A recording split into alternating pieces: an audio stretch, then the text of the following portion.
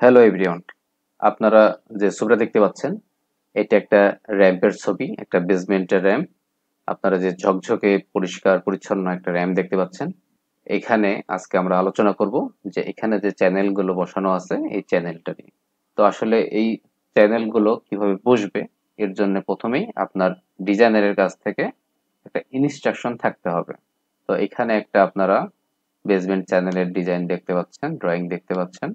তো এখানে হচ্ছে যে আমরা কয়েকটা জিনিস কাস্টিং এর জন্য ফলো করব, সেটা হচ্ছে যে আপনার প্যাটার্ন ডিজাইন থাকবে, স্লোপ থাকবে, পেরিফেরিতে আপনার ড্রেন আছে, পিচ আছে, ইত্যাদি বিষয়গুলো খেয়াল রাখতে হবে। এই চ্যানেলগুলো কেন দেওয়া হচ্ছে? এই চ্যানেলগুলো দেওয়া হচ্ছে যেন ফ্লোরে পানি ইত্যাদি যদি থাকে তাহলে যেন এটা সুন্দরভাবে নিষ্কাশন হয়ে যেতে পারে। তো এই চ্যানেলটা হচ্ছে যে কাস্টিং এর আগে আপনার সুন্দর করে যেন প্লেসমেন্টটা ঠিক থাকে, এজন্য আমরা অনেক সময় ড্রিল করে রড দিয়ে ঝালাই করে দিতে পারি, সিমেন্ট বালির মশলা দিয়ে জাম দিয়ে দিতে পারি। এর পরবর্তীতে আমরা সুন্দরভাবে কাস্টিং করব। তবে সাধারণত আপনার ড্রাইভওয়ে এবং পার্কিং জোনে আমরা টাওয়াল ফিনিশিং দেই, মানে এনসিএফটা করি না, মানে আগলা মশলা দেই না, উপরের শর্টটাই ফিনিশিং দিয়ে দেওয়া হয়।